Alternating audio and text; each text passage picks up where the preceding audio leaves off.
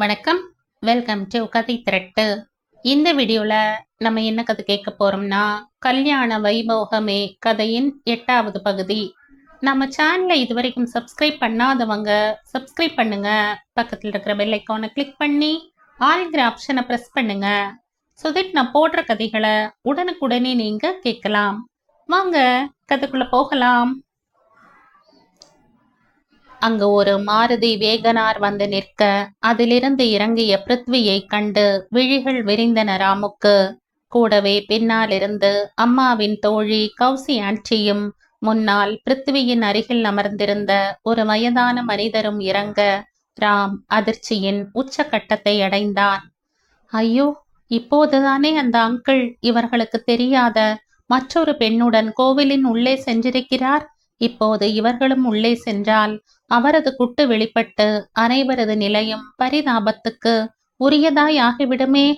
இவர்கள் பார்க்கும் முன் உள்ளே சென்று அந்த நாயகியை எப்படியாவது சந்தித்து அவளது தந்தையிடமிருந்து அப்புறப்படுத்திவிட்டால் எல்லாம் சரியாகும் என்ற எண்ணம் உதித்த அடுத்த வினாடி வேறு எதை பற்றியும் சிந்திக்காமல் கௌசி ஆன்ட்டிக்கு இங்கே இந்த உண்மை தெரிய வரக்கூடாது என்ற ஒரே குறிக்கோள் அவனை உந்த, கண்கள் நாலாபுறமும் அலை பாய உள்ளே சென்று வரதனையும் நாயகியையும் தேடினான்.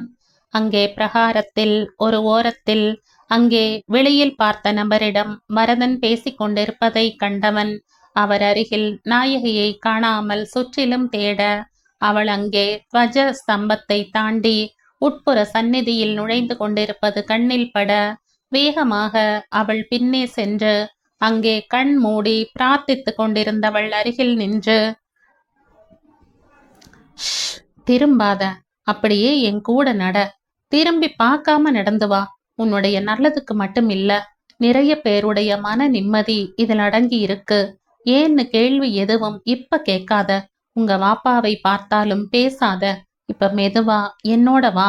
நாம உடனடியா இந்த சந்நிதியை விட்டு போகணும், வா என்ற அடிக்குரலில் முணுமுணுக்க, அபிராமி அந்தாதியை மெதுவான குரலில் சொல்லிக் கொண்டிருந்த சுஜி இதை காதில் வாங்கவே இல்லை. கருத்தும் தியானமும் உள்ளே கொலை வீற்றிருந்த அம்பாளின் மேலேயே இருக்க, சரி, வேறு யாரோ பக்தன் நம்மை போல ஏதோ ஸ்லோகம் சொல்கிறான் என்றுதான் முதலில் நினைத்தாள் சுப்ரஜா. இதற்குள் அவள் காதில் போட்டாகிவிட்டது. அவள் தன்னுடைய எச்சரிக்கையை மதித்து தன் பின்னே வருவாள் என்று நினைத்து ராம் திரும்பி அந்த சந்நிதியை விட்டு வெளியில் சென்று பிரதட்சிணமாக வருவதற்கு வலது புறம் திரும்பிய பின்தான் பின்னால் திரும்பி பார்க்க அவளை காணாததால் திகைத்தான். இதற்குள் ஸ்லோகத்தில் மூழ்கி இருந்த சுஜி, என்ன இன்னுமா அப்பா அர்ச்சனை சீட்டு வாங்குகிறார் என்று நினைத்து அவரை பார்ப்பதற்கும், வீட்டிலிருந்து கிளம்பிய மற்றவர்கள் வந்து சேர்ந்தார்களா என்று தெரிந்து கொள்வதற்கும் சந்நிதியை விட்டு வேகமாக வெளியே வர, உள்ளே இவளை தேடி வந்து கொண்டிருந்த ராம் மீது பலமாக மோதி நிலை தடுமாறி விழப்போனாள். தன் மீது தேடி வந்தவளை பூங்குவியலாய் மீண்டும் விழ அவனுமே தடுமாறினாலும் ஒரு கையால் அவளின் இடுப்பை பிடித்து நிறுத்தி மறு கையால் பக்கத்து சுவரில் கை ஊன்றியவன் சுதாரித்து அவளை பார்த்த அதே சமயம் அவளுமே கண் விரித்து அவனை பார்த்து அதிசயித்தாள். எங்கே இவன்? நான் விழும்போதெல்லாம் ஆபத் பாந்தவனாக வந்து என்னை காப்பாற்றுகிறான், அதுவும் அவன் மீதே மோதுகிறேன். அவள் மனதில் ஓடியது அவனுக்கு புரிந்தது போல அவனுமே ஒரு சிறு புன்னகை ஒன்றை சிந்தி கையை அவள் மேலிருந்து எடுத்து, ஆர் யூ ஓகே என்றான். மேலே விழுந்து மோதிய போது அவள் நெற்றியில் இருந்த குங்குமம் அவன் வெளிர் நீல ஷர்ட்டில் பட்டிருந்தது. அவள் கண்ணில் அது பட கை நீண்டு அதை வேகமாக தட்டிவிட, வாயோ, சாரி அண்ட் தேங்க்ஸ், நான் கவனிக்கல, அப்பாவை தேடி வந்த. அவன் ஒன்றும் சொல்லாமல் இருக்கவே அவளே, அன்னைக்கு காலேஜ்ல, சாரி, நீங்க எதுக்கு டீனை பார்க்க வந்தீங்க? உங்ககிட்டயே நான் தான் அவரோட பெண் என்று சொல்லி சாரி. இப்போது இருவருமே பிரகாரத்தில் நடக்க ஆரம்பித்திருக்க அவளை பக்கவாட்டில் பார்த்தவன், அது சரி, அன்னைக்கு என்னை யாருன்னு நினைச்சீங்க? முதலில் என்னவோ நினைத்து அப்புறம் பயப்பட்ட மாதிரி இருந்தது என்றான். அது பூரணிக்கு, அதான் டாக்டர் ஜெயின் பொண்ணு, அவ என்னோட ஃப்ரெண்டு. அவளுக்கு வீட்ல மாப்பிள்ளை பார்த்து நிச்சயதார்த்தம் கூட ஃபிக்ஸ் செஞ்சுட்டாங்க. அவளுக்கு இப்ப கல்யாணம் பண்ணிக்க இஷ்டம் இல்ல. அதனால என்னிடம் கூட இது பற்றி ஒன்றும் சொல்லலை. நீங்க அவளைத்தான் பார்க்க வந்திருக்கீங்கன்னு நினைச்சு, நீங்க தான் அவளுக்கு வீட்ல பார்த்திருக்கிற மாப்பிள்ளைன்னு முதலில் நினைத்து, சாரி, அப்புறம் பூரணி தான் சொன்னா அவர் வேற என்று. அது வரைக்கும் எங்ககிட்ட என்கேஜ்மெண்ட் இன்விடேஷன் கூட காண்பிக்கலை. ஏன், அவளே அதை தொட்டு கூட பார்க்கல. அப்புறம்தான் அவங்க அப்பா வந்தப்புறம் அங்கிள் என்கிட்ட சொல்லி அவகிட்ட பேச சொல்ல, எனக்கு அந்த பத்திரிகையையும் கொடுக்கவும் தான் அவளுக்கு பார்த்திருக்கிற மாப்பிள்ளை நீங்க இல்லைன்னு தெரிஞ்சது. அது சரி, நீங்க எதுக்கு நேத்து டீனை பார்க்க வந்திருந்தீங்க என்று மூச்சு விடாமல் அந்த நாள் நடந்த குளறுபடிகளுக்கு தானும் முக்கிய காரணம் என்று அவனுக்கு விளக்கி முடிக்க கண் கொட்டாமல் அவளை பார்த்தான் அவன். அவள் பேசும்போது வேக வேகமாக அசைந்த அவளது விழிகளும், அவள் ஏற்ற இரக்கத்துடன் தலையை ஆட்டி பேசும்போதெல்லாம் ஆடிய அவளது காது ஜிமிக்கியும் அவனை வெகுவாக கவர, அப்போது அந்த காரில் இருந்து இறங்கிய வயதானவர் இவர்களை நோக்கி வருவதை பார்த்தான். அப்போதுதான் அவளது தந்தையும் அவரது முதல் குடும்பமும் கோவிலின் உள்ளே இருப்பது நினைவு வர, இதை எப்படி அம்மாவிடம் சொல்வது என்று யோசித்தான். நிச்சயமாக சொல்லத்தான் வேண்டும். பாவம், அந்த கௌசி ஆன்ட்டியும் பிருத்வியும், அந்த இதுவரை பார்த்தே இராத அந்த சுஜி குட்டியும், என்னவோ அவளை அப்படி சொல்லியே வசு குறிப்பிட்டதால் அவனுக்குமே அவள் சுஜி குட்டியாகத்தான் இருந்தாள். அந்த தாத்தா இவர்களை நோக்கியே வருவதை கண்டவன் அவர் பின்னே அந்த வரதன் அங்கிளும் வருவாரோ என்ற பயத்தில் வேகமாக சுஜி கையை அழுத்தி, ரஜு, நான் இப்ப என்ன சொன்னாலும் அதற்கு மறுப்பு சொல்லாமல் சரின்னு சொல்லு. நான் அப்புறம் எல்லாத்தையும் விளக்கி சொல்றேன். ப்ளீஸ்மா, நான் என்ன சொன்னாலும் ஓகே. இறைஞ்ச ஒன்றும் புரியாமல் விழித்த சுஜி இசைவாக மண்டையை ஆட்டினாள். இதற்குள் இவர்கள் அருகே வந்த கோந்தோ, அம்மாடி என்று ஆரம்பிப்பதற்குள் அவரை நோக்கி கையை நீட்டி தடுத்தராம். உங்களுக்கு என்ன தெரிய வேண்டும் என்றாலும் என்னிடம் கேளுங்க சார், அவங்க பேச மாட்டாங்க என்றான். கோந்துவுக்கு முதல் பார்வையிலேயே அவன்தான் ராம் என்று தெரியவே ஒரே வியப்பு. ஆனால் எத்தனையோ பார்த்தவர் அந்த வியப்பை கொஞ்சம் கூட முகத்தில் காண்பிக்காமல், அப்படியா, நான் ஏன் தம்பி அந்த பொண்ணு கூட நேரடியா பேசக்கூடாது? அது சரி, நீங்க தான் அவங்களுக்கு பதிலா பேசுவீங்கன்னா அவங்களுக்கு நீங்க என்று இழுத்தார். பொங்கி வந்த சிரிப்பை அடக்கியபடி மீண்டும் பற்றி இருந்த கையை ஒரு முறை அழுத்தமாக இறுக்கியவன் அவளை எச்சரிக்கையாய் பார்த்தபடி, நான் அவங்களோட ஹஸ்பண்ட் என்றதும் சுஜி கையை உதறிவிட்டு நம்ப முடியாமல் அவனையும் சிரிக்க துடிக்கும் கோந்துவையும் மாறி மாறி பார்த்தாள். வாட்? அதிர்ச்சியில் நாக்கு ஒட்டி கொண்டது அவளுக்கு. ஏதோ இருமுறை பார்த்திருக்கிறார்கள். What nonsense! அதற்காக தன்னுடைய தாத்தாவிடமே இவளை தன் மனைவி என்பதா? முகம் கோபத்தில் சிவக்கத் தொடங்க இவனை ஒரு உஷ்ண பார்வை பார்த்தவாறு, மிஸ்டர், தெரியாத பொண்ணுகிட்ட இப்படி அபத்தமா பேசுறத நிறுத்துங்க. பெரிய இடத்துல பிறந்தால் மட்டும் போதாது, நல்ல குணங்களும் பழக்க வழக்கங்களும் இருக்கணும். இப்படித்தான் முன்ன பின்ன தெரியாத ஒரு பெண்ணோட கணவன்னு சொல்வீங்களா? மிஸ்டர், தெரியாத பொண்ணுகிட்ட இப்படி அபத்தமா பேசுறத நிறுத்துங்க. பெரிய இடத்துல பிறந்தா மட்டும் போதாது, நல்ல குணங்களும் பழக்க வழக்கங்களும் இருக்கணும். இப்படித்தான் முன்ன பின்ன தெரியாத ஒரு பொண்ணோட கணவன்னு சொல்வீங்களா? பார்த்தா டீசெண்டா இருக்கீங்கன்னு விடுற என்று படபடவென பொழிந்து விட்டு அவருடன் ஏதோ பேசியபடி நடக்க துவங்க இவன் மேலும் முழித்தான். என்னதான் நடக்குது? அவர் வரதனுடைய தந்தை போல இருக்கே. அவருக்கும் மகனின் இரண்டாவது குடும்பம் பற்றி தெரியுமா? ஆனால் மிகவும் உரிமையோடும் பாசத்தோடும் அல்லவா இந்த பேத்தியை அழைத்து செல்கிறார். ஹே குட்டி, என்ன இங்க இருக்க? அங்க உங்க அப்பா உன்னை காணமேன்னு தேடுறான். அர்ச்சனை முடிச்சுட்டு தான் பிரகாரம் வலம் வரணும் குட்டி. வளரவே இல்லை நீ. அது சரி, சார் என்னவோ சொல்றாரே. என்னடா குட்டி, சார் சொல்வது கரெக்டானா? இதப்போ என்று கிண்டலாக கேட்க இப்போது அவர் புறம் திரும்பி முறைத்தாள். மேலும் அவர் அவளது கையை பிடிக்க அவரது கையை விடுத்து இடுப்பில் கை வைத்து அவரை முறைத்து, என்னை இப்படி பொது இடத்துல குட்டின்னு கூப்பிடாதீங்கன்னு எத்தனை முறை சொல்லியிருக்கேன் தாத்தா. அழகா முழு பெயரை வைத்து சுப்ரஜான்னு கூப்பிடுங்க. அது ரொம்ப நீளமா இருக்கா? சுஜின்னு அப்பா மாதிரி கூப்பிடுங்க. சரி, அதுவும் வேண்டாமா? என்னோட ஃப்ரெண்ட்ஸ் மாதிரி ரஜா, ரஜி, ரஜு இப்படி எவ்வளவு விதமா கூப்பிடலாம். அதை விட்டுட்டு குட்டின்னு கூப்பிடாதீங்க. அப்புறம் நான் உங்க கூட பேசவே மாட்டேன். நேத்து அந்த கழுத சமீரா காலேஜ்ல உங்கள மாதிரியே என்ன குட்டின்னு கூப்பிட்டு மானத்தை வாங்கினா. எனக்கு வந்த கோபத்துல கலீல் அண்ணா துபாயில இருந்து வந்ததும் முதல் காரியமா உனக்கு தலாக் தான்னு சொன்னேன். உங்களுக்கும் அப்படித்தான் தாத்தா? என்னோட பிறந்த நாள் அதுவுமா? என்ன திட்ட வைக்காதீங்க என்று பொறிந்து தள்ளினாள். இதற்குள் மெதுவாக நடக்க ஆரம்பித்திருந்த ராம் காதில் அவள் பேசியது அனைத்தும் அட்சர சுத்தமாக விழ, கேட்டது கனவா இல்லை நனவா என்று புரியாமல் ஒரு நிமிடம் திகைத்தான் அவன். என்ன, இதுதான் அம்மா எப்போதும் சொல்லும் என்னோட சுஜி குட்டியா? இதுதான் சுப்ரஜா, சுஜி, சுஜா, ரஜி, ரஜு, ரஜா எல்லாமுமா? இந்த பெயர் குழப்பம் செய்த சதியா இது? இதுதான் தெய்வ சங்கல்பமா?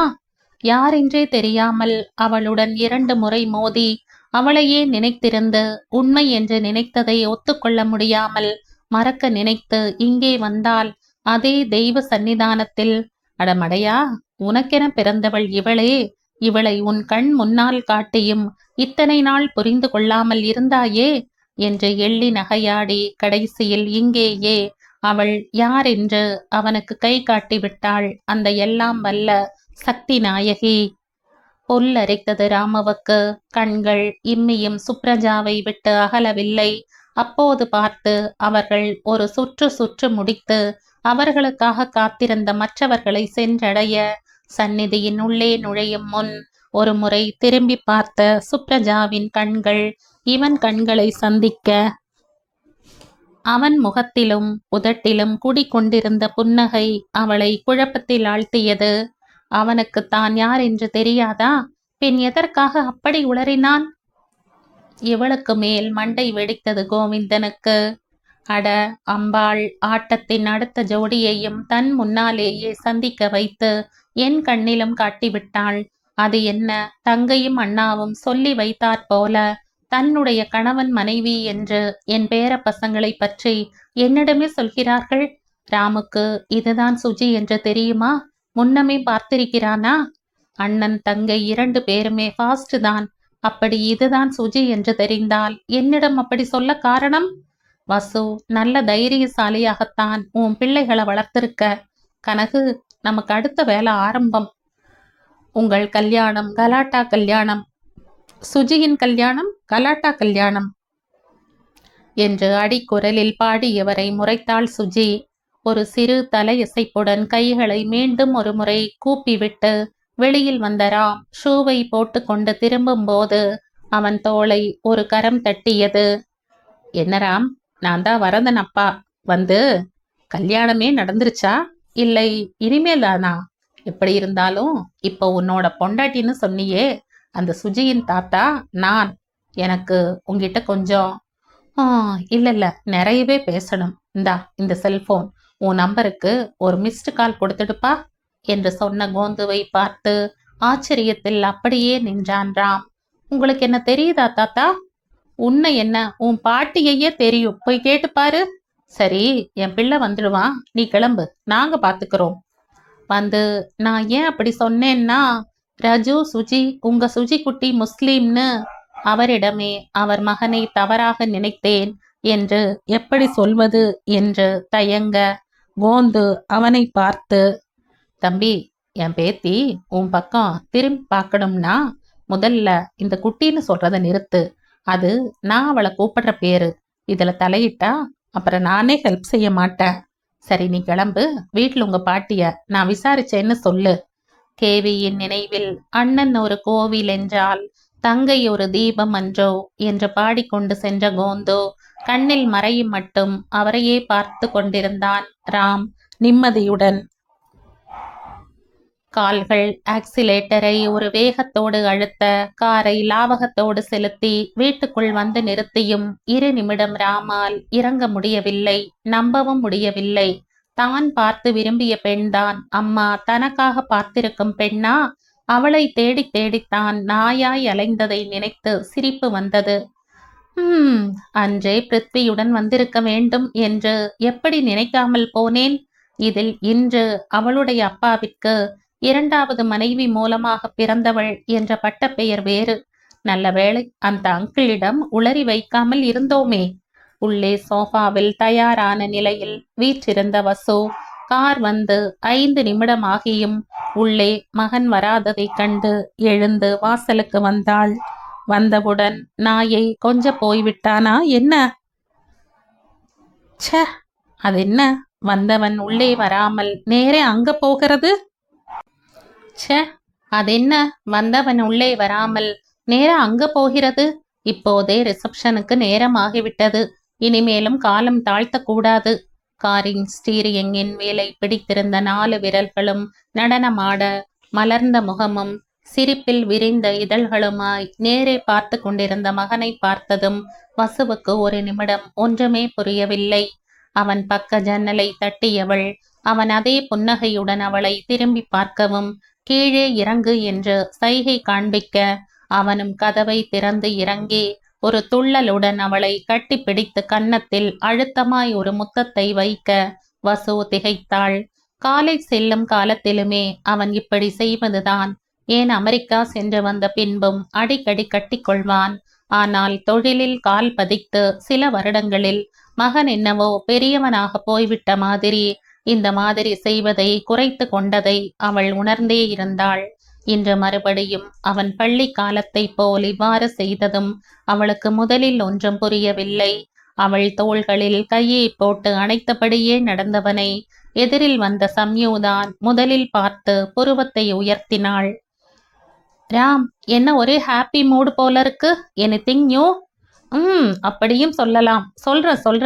இது அவனுடைய தந்தை மாடியில் இருந்து வருவதை பார்த்து ரகசியமாக சொல்லப்பட சம்யு குறுகுறுப்பாக பார்க்க வசு அவனிடம், ராம், டைம் ஆச்சு ராம்.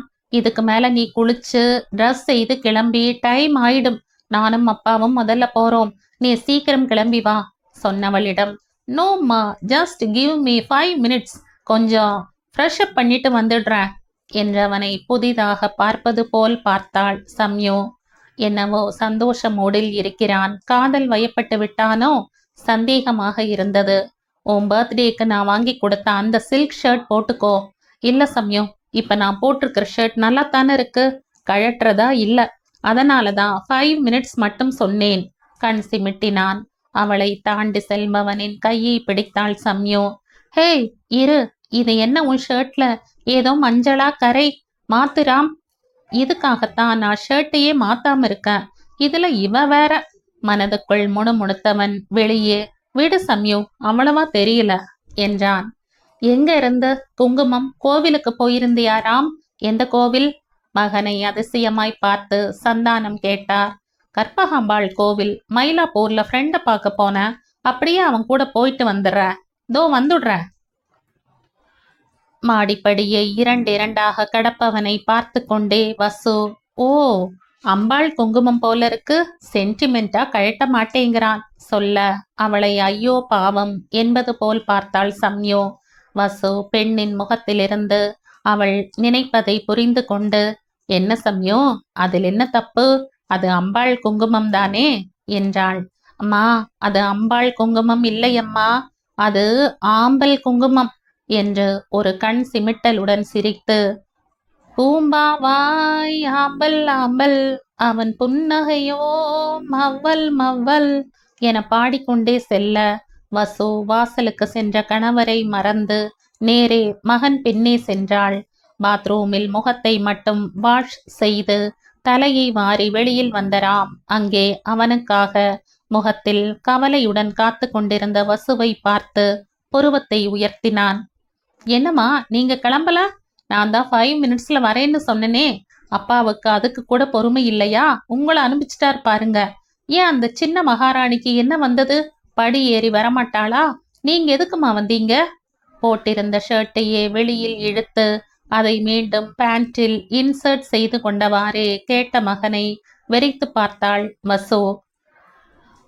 அவள் ஒன்றும் பதில் சொல்லாமல் இருக்கவே அருகில் வந்தவன், அம்மா வாங்க போகலாம். கீழே கார்ல அப்பா வெயிட் செய்வார். உங்ககிட்ட ஒரு ஸ்பெஷல் நியூஸ் சொல்லணும். ஆனா அதை உங்க மடியில படுத்து நிதானமா ரசிச்சு சொல்லணும் எனக்கு. அதை சொல்லும்போது உங்க முக பாவனையை கண்டு ரசிக்கணுமா எனக்கு. வாங்க, இந்த ரிசப்ஷனுக்கு சீக்கிரம் போயிட்டு வந்துடலாம், அப்புறம் சொல்றேன் என்று மீண்டும் அவள் தோளை அணைக்க வசு மிகவும் குழம்பினாள். அப்படியே அவளை வழி நடத்தியவன் படிகளில் இறங்கும் போதும் அவள் முகம் தெளியாதிருக்கவே நின்று அவளையும் நிறுத்தி தன் புறம் திருப்பி, அம்மா, காலையில மட்டும்தான் சுப்பிரபாதம் பாடணுமா என்ன? எனக்கு எப்போதும் பிடிக்கும்மா. சோ இனிமேல் நேரம் காலம் பார்க்காம கௌசல்யா, சுப்ரஜா, ராமாதான் என்ற கண்ணில் குறும்பு வழிய சொல்லி முடிக்கவும் அவர்களை தேடி சம்யு வரவும் சரியாக இருக்கவே உள்ளே வீசத் தொடங்கிய சந்தோஷ சாரலை அடக்க மிகவும் கஷ்டப்பட்டாள் வசு. மனசு பரபரத்தது. நான் நினைத்தது நடக்கப் போகிறதா? நான் நினைப்பதைத்தான் ராமுவும் சொல்கிறானா? இல்லாவிட்டால் எதற்காக இப்போது கௌசல்யா, சுப்ரஜா, ராமா என்று சொல்ல வேண்டும்? இந்த ரிசப்ஷனுக்கு இப்போது போகத்தான் வேண்டுமா? பேசாமல் தலைவலி என்று சொல்லி இங்கேயே இருந்து விடலாமா? இருக்கலாம். ஆனால் தனியாக உட்கார்ந்தால் என்ன தெரியும்? ராம் போகாமல் இருக்க மாட்டான். அவன் ஃப்ரெண்ட் வேறு. கையில் செல்போனை எடுத்தவள், is Suji going to be my daughter in law என்று ஒரு குறுஞ்செய்தியை தட்டிவிட்டு படி இறங்க கையில் வைத்திருந்த போனில் பதில் செய்தி வந்ததற்கான ஒலி வந்தது. சுற்றி வந்து தன்னுடைய இருக்கையில் ஏறுவதற்கு முன்னால் அதை திறந்தவள் அதிலிருந்த ஒற்றை வார்த்தையான நோவை பார்த்து தள்ளாடி சுதாரித்து காரில் அமர போனில் மீண்டும் அடுத்த செய்தி வந்தது. இம்முறை she is going to be my wife என்று ஒரு ஸ்மைலி ஃபேஸ் போட்டு முடித்திருந்தான்.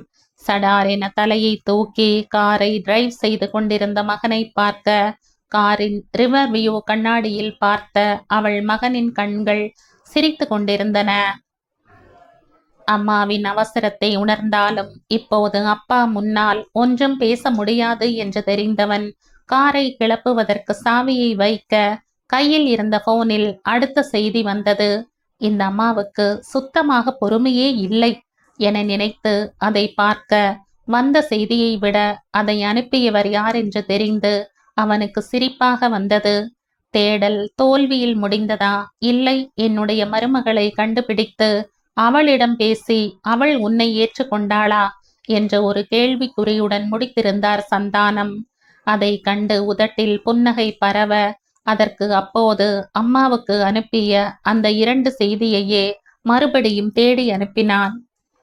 சட்டென்று தலையை தூக்கி மகனை பார்க்க அவனும் பின்னால் திரும்பி அவரை பார்த்து தலையை ஆமோதிப்பாக ஆட்டினான் ஒரு சிரிப்போடு.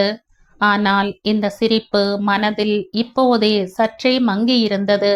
பெண் யார் என்று தெரிந்ததால் இப்படி ஆவலாக இருப்பாரா அவர்? எல்லா ஆதரவும் கொடுத்த வேகத்திலேயே பின்வாங்கப்படுமே. நிதானமாகத்தான் இதை கையாள வேண்டும்.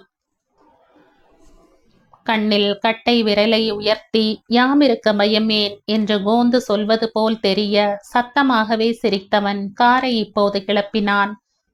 வாயில் வந்த கௌசல்யா, சுப்ரஜா, ராமாவை அடக்கியபடி, ச, வீட்டுக்கு வந்தவுடன் கூகுளாரிடம் வேறு பாட்டு தேடித்தர சொல்லி கேட்டு அப்பாவுக்கு சந்தேகம் வராதபடி அதை பாட வேண்டும். காரின் முன் இருக்கையில் இருந்தபடி அம்மா, பின் ராம், அப்பா, பின் ராம் என்று இவர்களின் பார்வை பரிமாற்றங்களை பார்த்து கொண்டிருந்த சம்யுவுக்கு மண்டை வெடித்தது. ராம் குறித்த எந்த விஷயம் என்றாலும் அவன் முதலில் அவளிடம்தான் சொல்வான். இல்லை, அவளாவது மோப்பம் பிடித்து தெரிந்து கொள்வாள். இப்போது அவளுக்கும் எப்போதடா இந்த ரிசப்ஷன் முடிந்து வீட்டுக்கு திரும்ப செல்வோம் என்றிருந்தது. யாரது ராம் முகத்தில் இத்தனை சந்தோஷத்தை கொடுத்தது? அவனை குறுக்க விசாரணை செய்ய சரியான நேரத்தை எதிர்பார்த்து காத்திருந்தாள். வசுவுக்குமே சரி, அங்கே சென்ற பிறகாவது ராமை தனிமையில் சந்தித்து அவன் சொன்னதை கோடிட்டு காட்டியதை உறுதிப்படுத்தி கொள்ளலாம் என்றாலோ சுத்தமாக முடியவில்லை. அவன் அவனுடைய ஃப்ரெண்ட்ஸ் கூட்டத்தின் நடுவே சென்று விட்டான். அவள் விழிகள் மகளை சுற்றியே இருக்க இதை சிறிது நேரமாகவே கவனித்த சம்யு அம்மா அருகில் வந்து அமர்ந்தாள். அம்மா, என்ன நடக்குதுங்க? நீங்க ஒரு பக்கம் சிரிச்சுக்கிட்டு இருக்கீங்க, அங்க என்னடானா ராம் லூசு மாதிரி அப்பப்போ தனக்குள்ளேயே சிரிச்சுக்கிறான். சொல்லுங்கம்மா, பையன் போட்ட கடலையில ஏதாவது மாட்டிக்கிச்சா? முறைத்தாள் வசு. கடலையா? வாய மூடு சம்யு. எனக்கு மனசெல்லாம் நிறைஞ்சிருக்கு இப்பதான். ஆனா அந்த சந்தோஷத்தையே முழுசும் தெரியாம அனுபவிக்காம தவிச்சுக்கிட்டு இருக்க. எப்படா இந்த ஃபங்க்ஷன் முடியும் என்று இருக்கு. அங்க என்னடான்னா உங்க அப்பா இப்பதான் பழைய ஃப்ரெண்டு புது ஃப்ரெண்டுன்னு பேசிக்கிட்டு இருக்கார். என்னோட அவசரம் புரியாம. நான் வேணும்னா அப்பா கிட்ட சீக்கிரம் கிளம்ப சொல்லட்டுமா? அவருமே ஏதோ குஷியில இருக்கார். பாருங்களேன். ஆனா எனக்கு பசிக்குதே. பரவாயில்ல, என் அண்ணன் வாழ்க்கையில விளக்கேத்த வரப்போகும் அந்த மகாலட்சுமி பத்தி டீட்டெயில்ஸ் எனக்கு உடனடியா தெரியாட்டா உங்கள் மண்டையுடன் சேர்ந்து என் மண்டையுமே வெடித்துவிடும் அபாயம் இருப்பதால் பெரிய மனது செய்து எனது வயிற்று பசியினை தியாகம் செய்து, சிச்சி, ராம்காக கூட அது செய்ய மாட்டேன். சிறிது நேரம் அடக்கி தந்தையையும் அவர் புத்திரனையும் இங்கிருந்து உடனே கிளப்புகிறேன். அதை செய் முதல்ல. நான் கிளம்புனா உங்க அப்பா கிளம்ப மாட்டார். ஆனா இந்த ராம் ஃப்ரெண்ட்ஸ் விடுவாங்களா? வசு சொன்னதை அலட்சியம் செய்த சம்யு, மா டோன்ட் வரி. இந்த சம்யுக் தான் ராணி மனது வைத்தால் முடியாது என்ற வார்த்தையே அகராதியில இல்ல. தோ வர. ஆனா சொல்லிட்டேன், வீட்டுக்கு போனவுடன் எனக்கு நல்ல விருந்தா நீங்க சமைச்சு கொடுக்கணும். இல்ல நல்ல ஹோட்டல்ல இருந்தாவது டின்னர் வரவழைங்க. சரியா? டீலா? வசுவின் சம்மதத்தை பெற்றுக்கொண்டே அங்கிருந்து அண்ணனை நோக்கி அடியெடுத்து வைத்தாள் சம்யு. மகள் மனம் வைத்தால் 2 நிமிடத்தில் காரியத்தை சாதித்து விடுவாள் என்று வசுவுக்கு தெரிந்ததால் அவளுமே எழுந்தாள். சரி, பையனின் அம்மாவிடம் சொல்லி கொண்டு வந்து விடலாம் என்று நினைத்து எழுந்தவள் வீட்டுக்கு போன் செய்து ராணியிடம் எதற்கும் சமைத்து வைக்க சொன்னாள். ஆனால் போன சம்யு போனவள்தான். இவளும் அவர்களிடம் உடனடியாக கிளம்ப வேண்டும் என்று சொல்லியாயிற்று.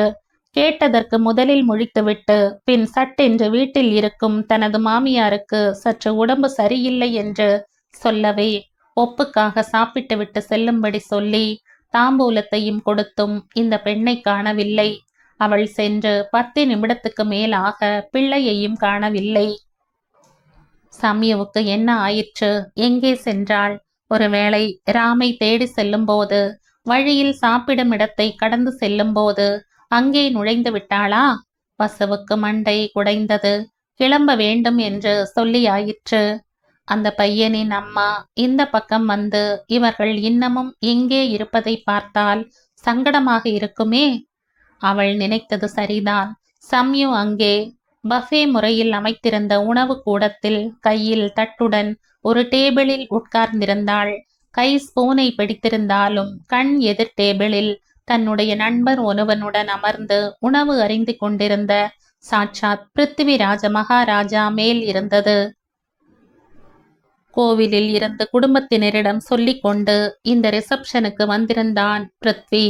சுஜிக்கு கூட கொஞ்சம் கோபம். ஆனால் காலேஜ் நாட்களில் இருந்தே இன்டர் காலேஜ் கிரிக்கெட் போட்டிகளில் எதிர் டீமிலும் பாட்டு போட்டிகளிலும் கலந்து கொண்டதால் மணமகனை பிருத்திவிக்குமே மிக நன்றாக தெரிந்திருந்தது. மேலும் மாப்பிள்ளையின் கம்ப்யூட்டர் நிறுவனமும் பிருத்வி கம்பெனி வாடிக்கையாளர்களில் ஒன்று. எனவே தொழில் முறையாகவும் அவன் வரவேண்டிய கட்டாயம்.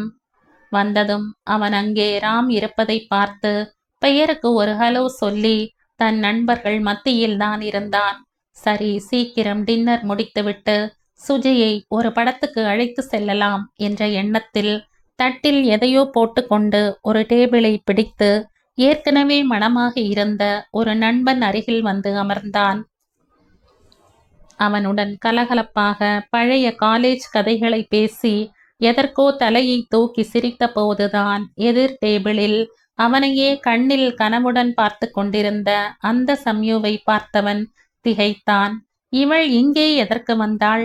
ராம் மட்டும்தான் இங்கிருக்கிறான் என்று நினைக்க, ச்ச, இவர்கள் பணக்கார வர்க்கம்தானே, அதான் பணமும் சேர்ந்திருக்கும். நினைத்தவுடன் முகத்தில் இகழ்ச்சியாய் ஒரு முறுவல் தோன்ற கவனத்தை உணவிலும் நண்பனிடத்திலும் செலுத்தினான். இருந்தாலும் அவள் பார்வை அவன் மீதே இருந்ததை உணர்ந்தே இருந்தான். கழுத்து சூடாவதை எக்காரணம் கொண்டும் தடுக்க இயலவில்லை அவனால். இருந்தாலும் கண்களை அவள் புறம் திருப்ப விடாமல் பெரும் பாடுபட்டு காத்தான். ராமை தேடி வந்த சம்யு அங்கே டைனிங் கூடத்தின் உள்ளே சென்று கொண்டிருந்த பிருத்வியை பார்த்தாள். அவ்வளவுதான். ராமை மறந்தாள். அங்கே காத்து கொண்டிருந்த அம்மாவை மறந்தாள். ஏன் தன்னையே மறந்தாள்.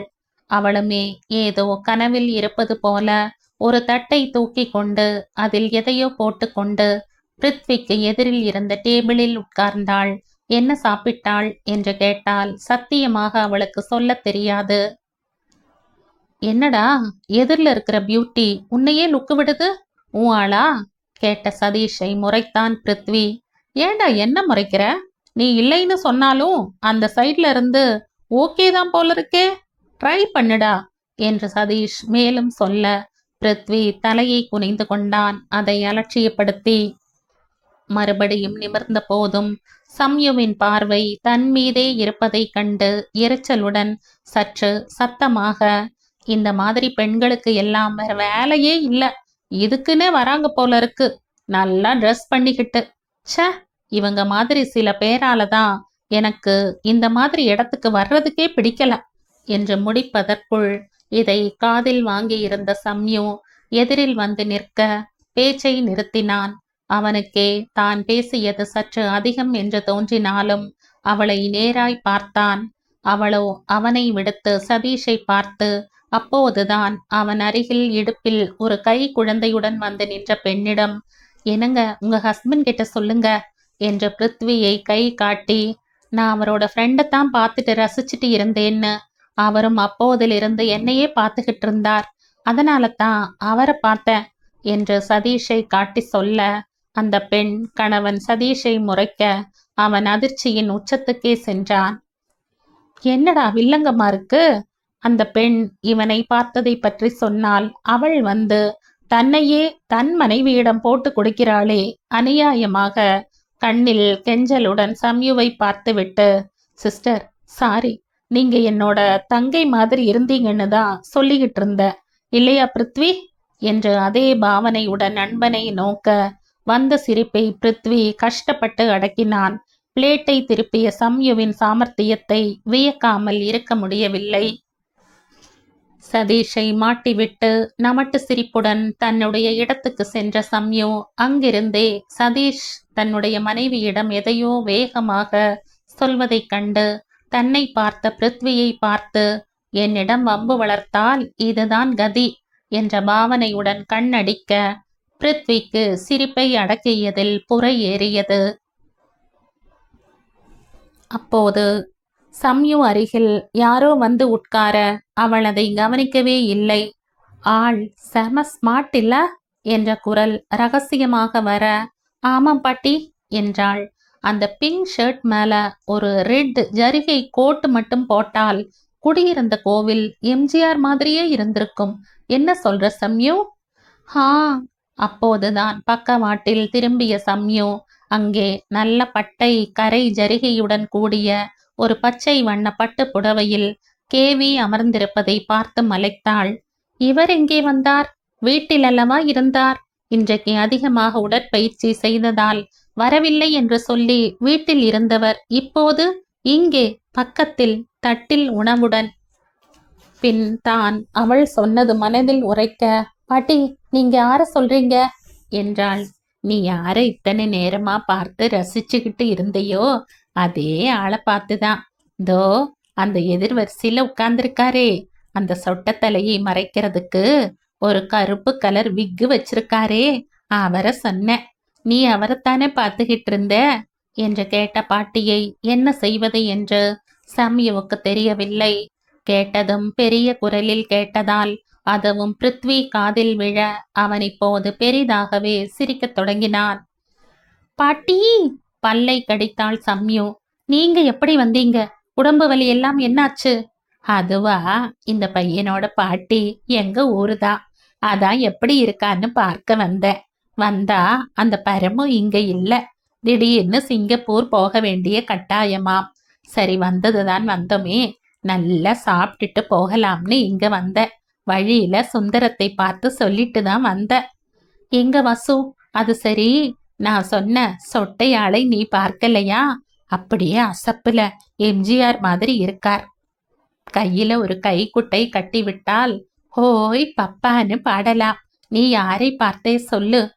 பிருத்விக்கு சிரிப்பு தொடர்ந்து வர அதை மறைக்க அருகில் இருந்த தண்ணீர் கப்பை கையில் எடுத்து அதை குடிக்கும் சாக்கில் ஓரக்கண்ணால் சம்யுவை பார்க்க அப்போதுதான் அவள் முகம் சிவப்பது கண்ணில் பட அவளது உடையும் கண்ணில் பட்டது. நல்ல இளம் ரோஸ் கலரில் ஆழ்ந்த நீல பார்டருடன் கூட ஒரு பட்டுப்புடவை அணிந்து கழுத்தில் ஏதோ முத்து மாதிரி அணிந்திருந்தாள்.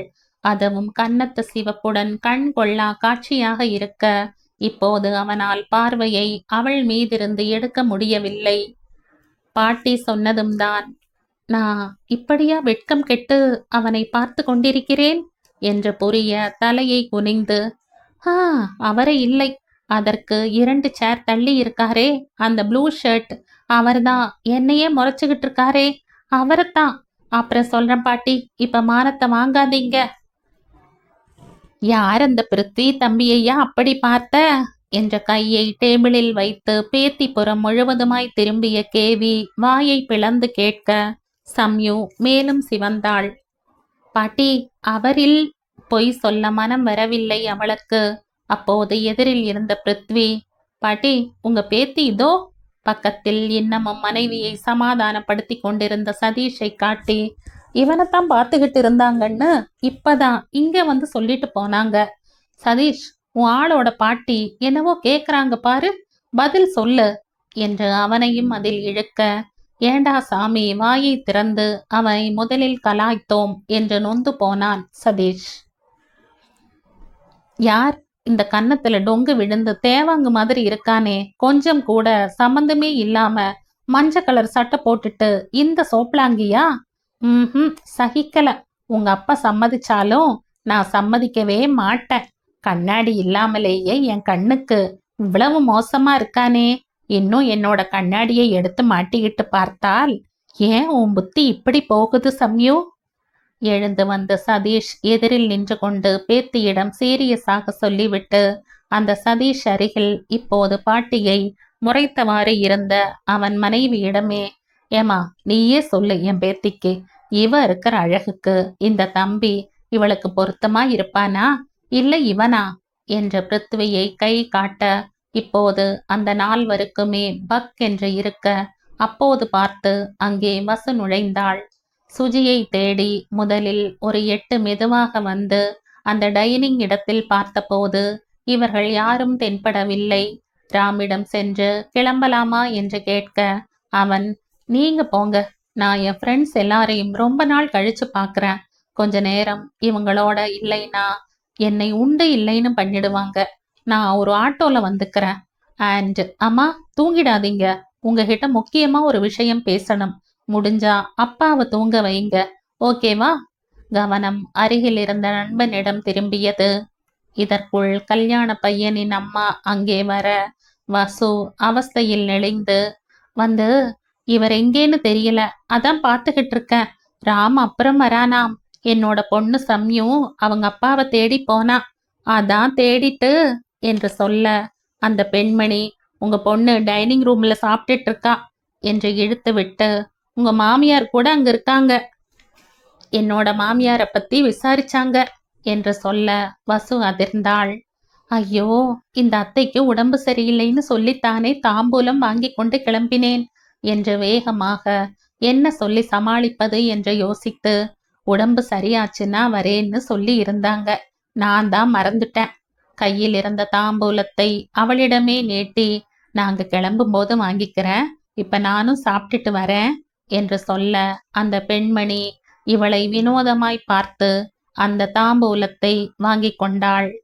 சரியாக அந்த பெண்மணியிடம் கேவி அவள் கணவனது அழகை புகழ்ந்த சமயத்தில்தான் வசு அந்த பெரிய ஹாலுக்குள் நுழைய முதலில் பார்த்தது கேவியைத்தான். வேக நடையுடன் அவரை நெருங்கி, அத்தை நீங்க எங்க வந்தீங்க, டிரைவர் வந்தானா என்று கேட்டபோதுதான் பார்வை பெண் மீது படிந்தது.